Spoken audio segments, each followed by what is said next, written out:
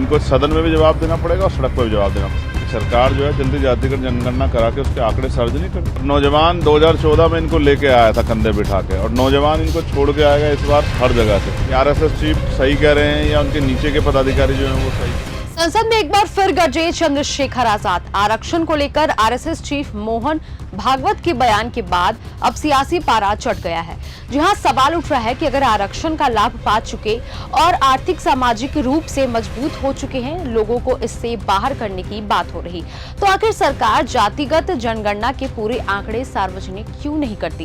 कौन सा समाज कितना आगे बढ़ा, किसकी हिस्सेदारी पूरी हुई और कौन आज भी पीछे है? इन सवालों को लेकर अब सरकार और आरएसएस दोनों पर ही निशाना साधा जा रहा है। जानेंगे पूरी खबर। नमस्कार, मैं निकेता शर्मा, आप देख रहे हैं न्यूज गंगा।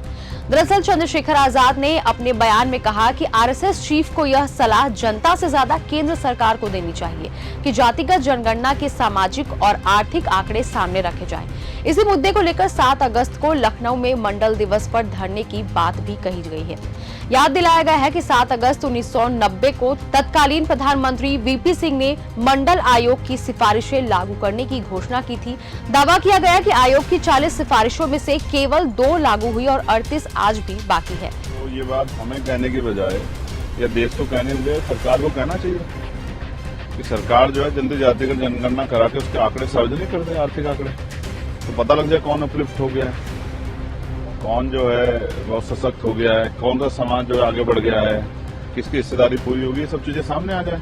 इसी बात को लेकर आज हम लोग लखनऊ में मंडल दिवस, क्योंकि आज महत्वपूर्ण है, प्रधानमंत्री जी को ये याद है कि हैंडलूम दिवस भी है स्वदेशी, लेकिन उनको याद नहीं कि जो नारा देके वो आए थे कि मंडल कमीशन की बाकी सिफारिशें पूरी करेंगे, उसको लेकर आज मंडल दिवस पे, क्योंकि 7 अगस्त 1990 को उस समय के प्रधानमंत्री वीपी सिंह जी ने घोषणा की थी कि मंडल कमीशन की आज ही के दिन कि हम मंडल कमीशन की सिफारिशें लागू करेंगे। 40 सिफारिशें 2 लागू हुई हैं, 38 अभी बाकी हैं।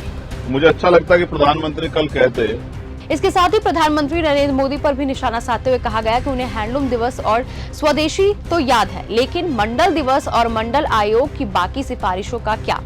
आरएसएस की ओर से प्रदर्शनकारियों को लेकर आए अलग अलग बयानों पर भी सवाल उठाए गए। उन्होंने कहा कि संगठन को पहले तय करना चाहिए कि उसके प्रमुख का बयान सही है या दूसरे पदाधिकारियों का।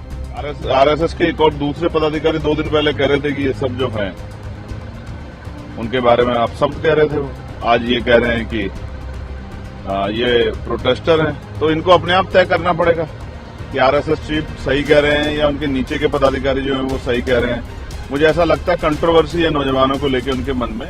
बता दें, सबसे तीखा हमला युवाओं को लेकर हुआ। जी हां, उन्होंने दावा किया कि 2024 में जिस युवा ने सरकार को सत्ता तक पहुंचाया, वही युवा अब उससे दूर हो रहा है।